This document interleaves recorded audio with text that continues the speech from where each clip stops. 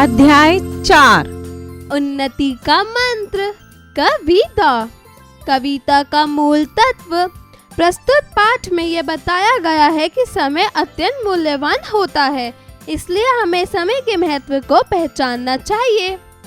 कभी सवेरा कभी अंधेरा, कभी चांद मुस्काता है, खिलता फूल कभी डाल पर वह कभी झड़ जाता है, कभी बालपन मिलता हमको, कभी जवानी आती है, पागल बन जब झूमा करते तभी जरा आ जाती है, कभी उमड़ते नदियां नाले, कभी धूल ही उड़ती है, अंधेरी रजनी में धरती ओस कणों में धुलती है।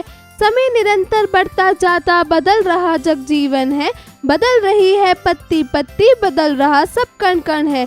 यदि इच्छा है सुख की तुमको, समय व्यर्थ मत खोना रे, जो कुछ करना करो समय पर, नहीं आलसी होना रे। समय मान है, समय प्राण है, समय सभी सुख दाता है। समय नष्ट कर नहीं कोई भी विद्या धन सुख पाता है, नहीं समय को कभी गवाओ, उन्नति का यह मंत्र सदा, मूल्य समय का जो पहचाने, चलती सबकी सब विपदा। शब्दार्थ। सवेरा अर्थात सुबह, बालपन अर्थात बचपन, उमड़ते अर्थात उफान करते हुए, रजनी अर्थात रात निशी, जग अर्थात संसार विश्व, दाता अर्थात देने वाला, उन्नति अर्थात प्रगति विकास, मूल्य अर्थात कीमत। उच्चारण करें। मुस्काता। नदियाँ, इच्छा, व्यर्थ, नष्ट, विद्या, विपदा, प्राण, मंत्र, विपदा। अध्यापन संकेत। शिक्षक शिक्षिका बच्चों को कविता का भावार्थ बताएं तथा उन्हें आलस्य से दूर रहने के लिए प्रेरित करें। अभ्यास कार्य। जरा बोलिए। प्रश्न 1, दिए गए प्रश्नों के उत्तर बताइए। क, अंधेरे में कौन मुस्काता है? उत्तर, अंधेरे में चांद मुस्काता है। ख, अंधेरी रात में धरती किससे धुलती है? उत्तर, अंधेरी रात में धरती ओस कानों से धुलती है। ग, मान तथा प्राण कौन है? उत्तर, समय, मान तथा प्राण। ख, कविता में किसके मूल्य को पहचानने के लिए कहा है? उत्तर, कविता में समय के मूल्य को पहचानने के लिए कहा है। जरा लिखिए। प्रश्न 2, दिए गए प्रश्नों के उत्तर लिखिए।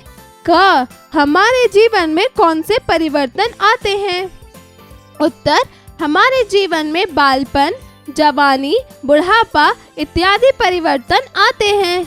ख, सबसे मूल्यवान वस्तु क्या है? इसे किस प्रकार व्यवहार में लाना चाहिए?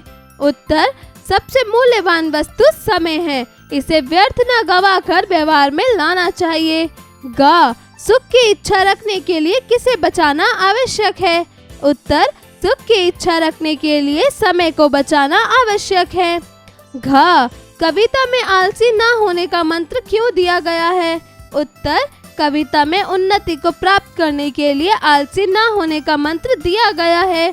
प्रश्न 3, दिए गए वाक्यों में रिक्त स्थानों की पूर्ति कीजिए। क, कभी सवेरा कभी अंधेरा, कभी डैश मुस्काता है। उत्तर, चांद। ख, पागल बन जब झूमा करते तभी डैश आ जाती है। उत्तर, जरा। ग, कभी उमड़ते डैश, कभी धूल ही उड़ती है।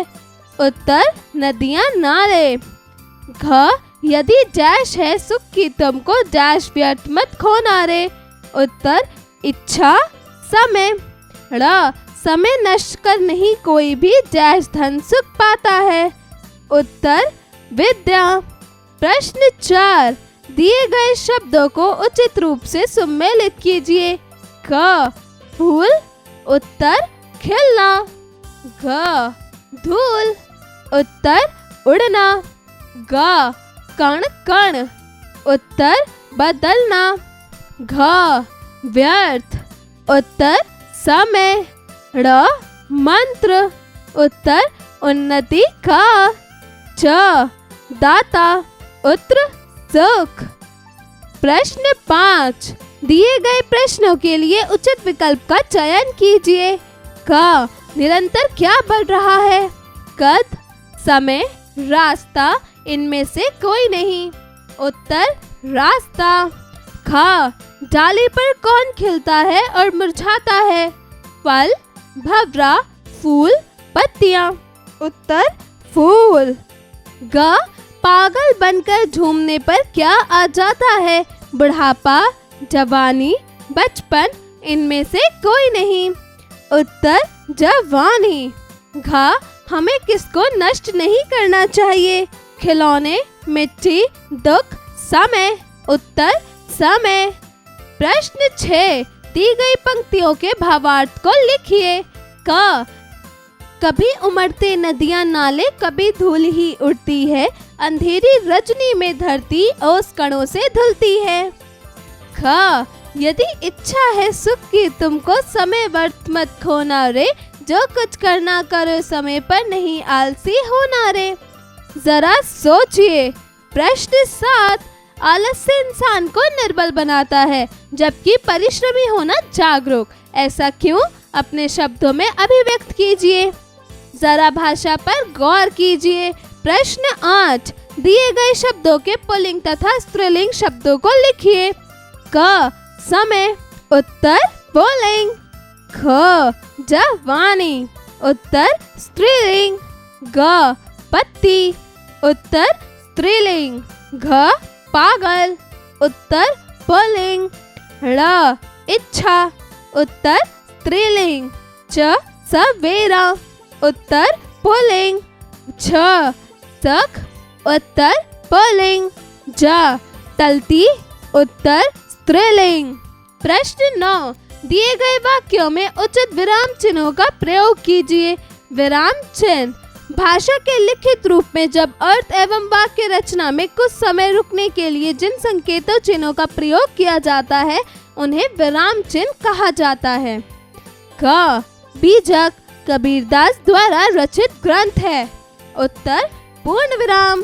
ख, स्वस्थ व्यक्ति रक्तदान कर सकता है। उत्तर पूर्ण विराम। ग, नहीं, उसने आपकी बात नहीं सुनी। उत्तर संबोधन चिन्ह, पूर्ण विराम। घ, क्या तुम पौष्टिक खाना खाते हो? प्रश्नवाचक चिन्ह। प्रश्न 10, दिए गए प्रत्ययों से शब्दों का निर्माण कीजिए। क, ओटी। ख, ईयल। ग, आड़ी। घ, ओना। ड़, इआ। च, हरा। छ, आउ। ज, ई। जरा रचनात्मक कार्य कीजिए। प्रश्न 11, प्रस्तुत कविता में कवि ने समय के साथ ऋतु परिवर्तन के बारे में बताया है। क्या आप जानते हैं भारत में कितने प्रकार की ऋतुएं पाई जाती हैं? उसके बारे में अपने अनुभव साझा कीजिए। जरा दिमाग लगाइए। प्रश्न 12, दी गई घड़ियों के समय को देखकर पहचानिए कि वे किस समय काल की ओर संकेत को प्रदर्शित कर रही है। जीवन कौशल एवं मूल्य परक प्रश्न। प्रश्न 13, उन्नति एक ऐसा मंत्र है जिसे हर कोई आत्मसात करना चाहता है। आप अपने जीवन में किस प्रकार की उन्नति के मंत्र को आत्मसात करना चाहेंगे?